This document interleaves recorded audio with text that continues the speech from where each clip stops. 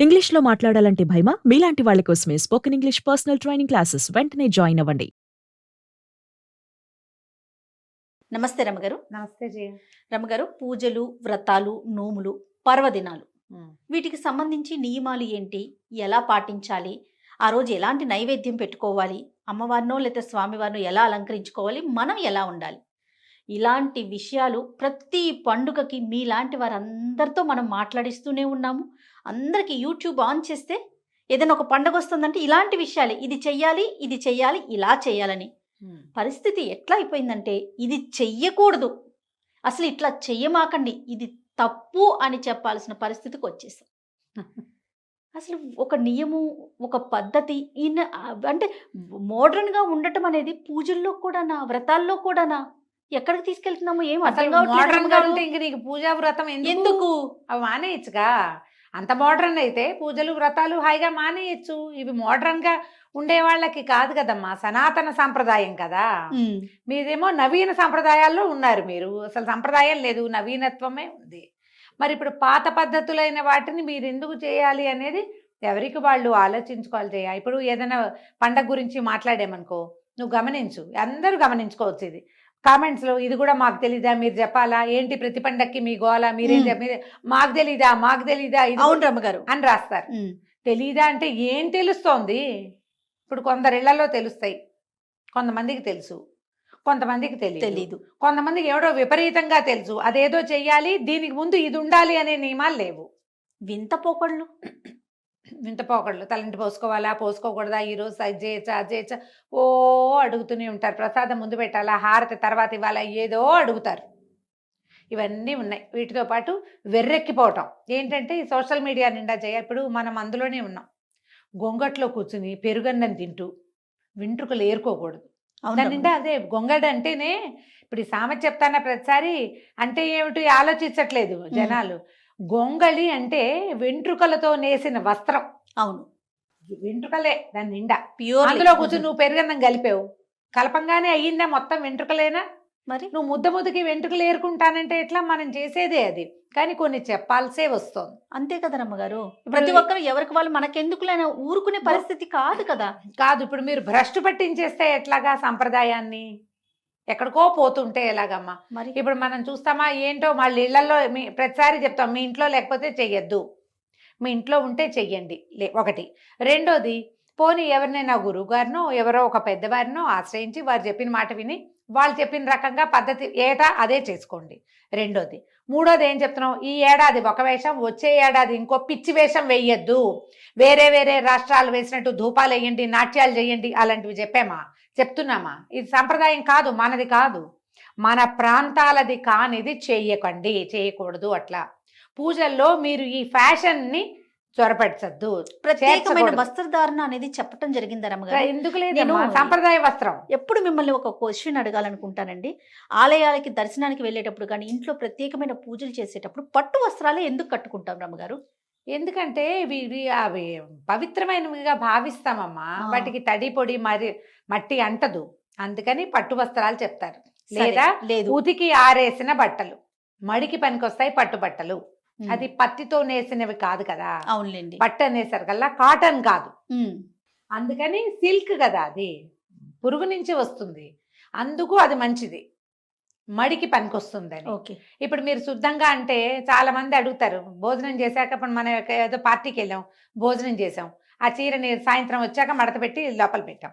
ఆ చీర పనికిరాదు దేవాలయానికి వెళ్ళడానికి. నువ్వు అన్నం తింటావు కదా ఆ చీరతోటి, దాని మీద ఒక టమాటా సాసో, ఒక మెతుకో, ఒక కొబ్బరి ముక్కో, ఏదో ఒకటి పులుసో, సాంబార్ తింటారు, రసాలు తాగుతారు, సూపులు తాగుతాం. ఓడి రాపైనా పడుతుందా? పడతా? అబ్బాయి మేము బాగా తింటామండి, నువ్వు చక్కగా తింటావు, మీ పక్కవాడు ఎవడో ప్లేట్ పుచ్చుకెళ్తాడు, ఆ ప్లేట్ నీ చీరకు రాసుకునే పోతుందా? అన్నం అంటిన బట్టలతోటి పవిత్రమైన స్థలాలకి వెళ్ళకూడదు, ఆ చీర కట్టుకుని మళ్ళీ పూజలకి కూర్చోకూడదు, పేరెంటాలకి వెళ్ళకూడదు. నువ్వు మళ్ళీ ఇలాంటి పార్టీకి పోతానంటే పో, కానీ పూజ చేసేటప్పుడు ప్రత్యేకంగా చెప్తాం, ప్రతిసారి శుభ్రమైన వస్త్రాలు, పట్టే కాదు ఉతికినవి శుభ్రమైన బట్టలైనా కట్టుకోవాలి. అమ్మ ఒంటి నిండా గుడ్డుండాలమ్మా, మెయిన్. ఇది చెప్పాలా మీకు చెప్పాలా? అసలు నాకు అర్థం కాదు, చెప్పాలా ఇది? మీరు ఒంటి నిండా బట్టలు వేసుకోండి అని మీకు ఎవరైనా చెప్పాలా? అది కూడా చెప్పించుకునే స్థితికి వస్తే మీరు మనుషులుగా ఏ లెవెల్లో ఉన్నట్టమ్మా? కొంచెం ఆలోచించుకోవద్దా? ఆలోచించుకో. అవును రమ్మగారు. ఓ పెద్దవారిని చూడ్డానికి వెళ్తారు. ఆ. ఏ పెద్దవారి దగ్గరికి కాలు మీద కాలు వేసుకుని కూర్చోటము, మోకాళ్ళు కనపడేలాగా, ఛాతీ కనపడేలాగా, భుజాలు కనపడుతుంటే అవతల వాళ్ళకి నీ పట్ల ఎలాంటి వాళ్ళ భావాలు మార్చుకోవాలి కాదు, వెగటుగా కనపడతారు మీకు మీరు. వాళ్ళు సరైన వాళ్ళు కాదని మీరు అనకూడదు. మిమ్మల్ని ప్రపంచమంతా చూస్తోంది ఇప్పుడు. ఎందుకంటే మనం ఒక చోటుకి వెళ్తే ఆ ఒక చోటనే ఉంటలేదా, వెంటనే కెమెరా పెడతాం, దాంట్లో మనం చూపిస్తాం, వెంటనే దాన్ని అప్లోడ్ చేస్తాం. ఒక అరగంటలో 100 వస్తాయి. నువ్వు ఆ బట్టలు వేసుకున్నావేంటి, జుట్టు అట్లా ఎందుకు విరబోసుకున్నావు, ఆ వస్తువులు పెట్టుకున్నావేంటి, పెద్దాల దగ్గరికి వెళ్ళేటప్పుడు బాగా వెళ్ళొద్దా, గుళ్ళోకి ఇలాంటి బట్టలు వేసుకెళ్తావా, పరిస్థితి అలా అడిగితే నీ బుద్ధి మార్చుకోండి, మీ బుద్ధులు సరైనవి కాదు, మీరే సరిగ్గా. వాళ్ళు సరిగ్గా లేరా, నువ్వు ఉన్నావా సరిగ్గా? నీ లోపల ఒక ప్రశ్న ఉందా, అసలు నీకు ఉందా? అలా చేయకూడదు అనే భావన కూడా రావట్లేదు. సమస్య అది. ప్రధానంగా మనం కొన్నిటికైనా ప్రత్యేకంగా ఇక్కడ మనం సరిగ్గా ఉండాలి. సరిగ్గా అంటే వాట్ ఈజ్ సరిగ్గా. ఇతరులకి మన పట్ల ఆకర్షణో లేకపోతే వాళ్ళు మళ్ళీ చూసే విధంగానో మనం ఉండకూడదు. నువ్వు అందంగా చక్కగా ఉన్నావు, ఎంతో పవిత్రంగా ఉన్నావు, 4 సార్లు చూశారు, వాళ్ళ దృష్టి పాజిటివ్గా పోతుంది, నెగిటివ్గా పోకూడదు. అందరూ చూస్తారు. ఇప్పుడు కళగా తయారైంది ఎవరో లక్ష్మీదేవి లాగా మెన్నిండా నగబెట్టుకుని, చెవులకు పెద్ద పెద్ద ఆభరణాలు, జెండిండా పువ్వులు పెట్టుకుని, చక్కగా పట్టు చీర కట్టుకుని లక్ష్మీదేవల్లే తయారైతే ఎంత కళగా ఉంది పిల్లని పదే చూస్తారు. అది ప్లస్. నీ ఒళ్ళు కనపడుతోంది, ఏమిటి ఇలా వచ్చింది అని చూస్తారు, భలేగా ఉందే అనిపించవచ్చు. వాళ్ళకి ఏమనిపిస్తున్నాయో ఇవన్నీ మైనస్లు కాదా? ఈ మైనస్లు ఎక్కడికి వెళ్తాయి మీకు అర్థమవుతుందా? ఎలా పాజిటివ్ మీకు ప్లస్ అవుతుందో అలాగే నెగిటివ్ మీకు మైనస్ అవుతుంది. ఇది వాళ్ళెవరి బుద్ధో వాళ్ళెవరిదో కాదు, మీదే. అది నీకు దిష్టి తగలదా? మరి ఖచ్చితంగా అనుకుంటాం కదా. మొదటి దిష్టి, రెండోదైనా బాగున్నారన్న దిష్టే, ఓగున్నారన్న దిష్టే కదా. మీ ఆర అంతా ఛిద్రమైపోతుంది కదా. మీకు ఉండాల్సినంత వెలుగుండదు, మీరు వెళ్ళాల్సినంత ముందుకెళ్ళలేకపోతారు, మీకు రకరకాల ఇష్యూస్ వస్తాయి, సమస్యలు వస్తాయి. ఎందుకు దాంట్లోకి వెళ్తారు?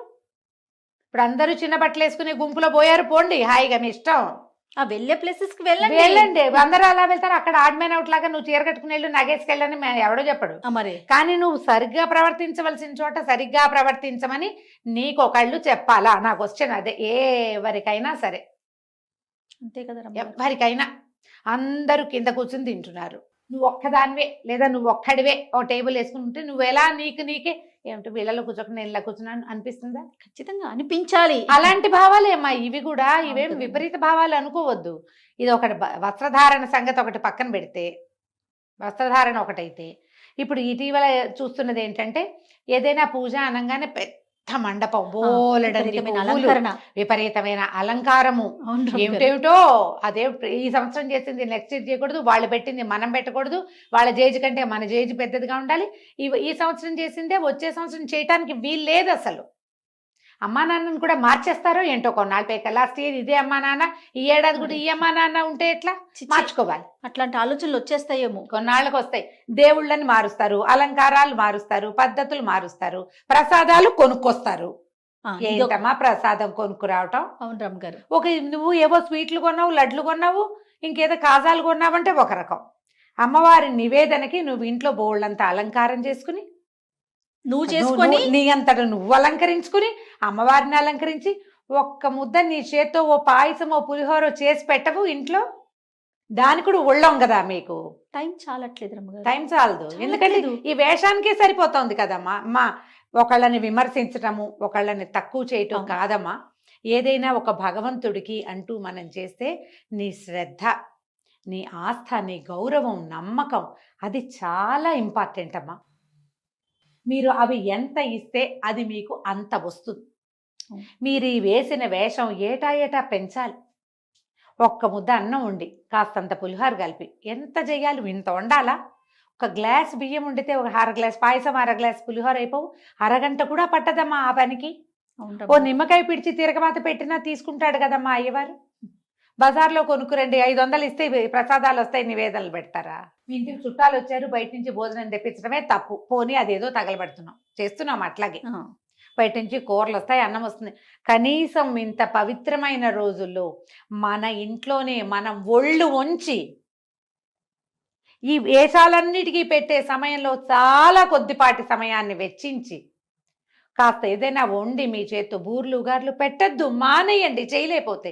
అన్నం వండలేరా అమ్మా మరీను, దానికి కూడా ఒళ్ళం కదా. అయితే నేను ఇప్పుడు మనం ఎలాగైనా సరే పెద్దవాళ్ళు ఎవరు దీన్ని సపోర్ట్ చేయొద్దు దయచేసి. మీరు ఇన్ఫ్లుయెన్సర్స్గా ఉండి ఎవరినైనా ఇన్ఫ్లుయెన్స్ చేయగలిగే స్థితిలో ఉంటే మంచిది, సరైనది, పదుగురు ఒప్పుకునే రకంది, ఏ నెగిటివ్ కామెంటు రానిది దాన్ని చేసి చూపించండి.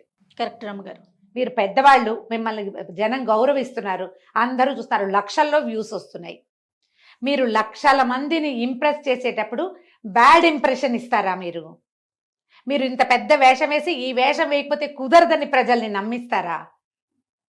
ఎంత చిన్నదైనా చేసి పెట్టండి, కొంచెమైనా శ్రద్ధగా చేయండి, భక్తిగా చేయండి. భక్తి తత్పరత చాలా అవసరమని ప్రవచనకర్తలు చెప్తూనే ఉన్నారు కదమ్మా. ఇన్ఫ్లుయెన్సర్స్ అందరూ దీన్ని ఎందుకు వంట పట్టించుకోరు? వ్యూస్ కోసం మీరు ఏం చూపించినా చూస్తున్నారు కదమ్మా జనము. మీరు ఏం చూపించినా, నేను అక్కడికి వెళ్ళాను, నుంచున్నాను, కూర్చున్నాను, భోజనం చేశాను, అన్నీ చూస్తున్నారుగా. మీరు మంచి ఎందుకు చెయ్యరు? మిస్లీడ్ చెయ్యొద్దు దయచేసి. దీంట్లో ఈ సనాతన ధర్మాన్ని కూడా మన ఈ వ్యూస్ కోసం వాడుకోండి ధారాళంగా, కానీ ధర్మాన్ని భ్రష్టు పట్టించే విధంగా మాత్రం చెయ్యొద్దు దయచేసి. ఇందులో ఇప్పుడు మళ్ళీ చిన్నపిల్లలు వ్రతాలు, నాకు ఒక 5-6 ప్రశ్నలు వచ్చినాయి జయ. పిల్లలే అడిగారు, మేము తోరం కట్టుకోవచ్చా, అమ్మాయి పెళ్లి కాని పిల్లలు తోరాలు కట్టుకోవచ్చా, పెళ్లి కాని పిల్లలు కాసు కాదు, పూజ కాదు, కాసు కట్టుకోవచ్చా అని. కట్టుకోవచ్చమ్మా అని చెప్పు. ఈ ప్రశ్నకి దాని ముందంతా పూర్వోత్తరాలు నాకు తెలియదు. వాళ్ళ అమ్మగారు పూజ చేసుకుంటే ఆ పిల్లకి మెళ్ళో ఆ లక్ష్మీ కాసు కడతారు అని అర్థమైంది నాకు. ఇంకా ఎలాంటి ఐడియాలు ఉన్నాయో మనకు తెలియదు. ఈ పెళ్లిగాని పిల్లలు పూజ చేయటం, ఆ తర్వాత పెళ్లి చేసుకోబోయే వాళ్ళతో కలిసి పూజలు చేసేయటం, పీటలు ఎక్కేయటం, గృహప్రవేశాలు చేసేయటం, ఏమిటది? పెళ్లి తగలబెడండి, ముందు పెళ్లి చేసుకోండి. ముందు ఒక పక్కన కూర్చుని పీటలు ఎక్కాలంటే అతనితో తొలిగా పెళ్లి పీటలు ఎక్కాలమ్మా. పెళ్లి పీట ఎక్కాకే మీకు రెండోసారి పీట ఎక్కే అర్హత ఉంటుంది. అది లేదు, ఇది ఉండదు. నువ్వు ఇది చేస్తే నువ్వు సమాజానికి ఏం చెప్తున్నావు? ఈసారి వీడితో పీటలెక్కి 4 ఏళ్ళు పోయాక ఇంకొకళ్ళతో ఎక్కుతావా? ఏంటి ఆ పీటకు ఒక గౌరవం, మర్యాద ఏం లేవు? నువ్వు చేసే పూజ ఏమిటి? ఆ పూజ చేయకపోతే ఏమైంది? మానేయచ్చక పోనీ, చక్కగా పెళ్లి చేసుకోండి, లక్షణంగా చేసుకోవచ్చు. గృహప్రవేశాలు కానీ ఏవైనా సరే దంపతులు దంపతులు దంపతులు అని చెప్తారు. దాంపత్యం అంటే మీరిద్దరూ ఎక్కడో కలిసి ఉండటం కాదు, మీకు శాస్త్రవిహితంగా వివాహం అవటం. ఈ శాస్త్రంలో మనలాగా ఇప్పుడు సివిల్ మ్యారేజ్ మనం చేసుకుంటాం, వాళ్ళంతా యజ్ఞం హోమం చేసి ఓ బ్రాహ్మణాయన కూర్చుని, అదే కాదమ్మా.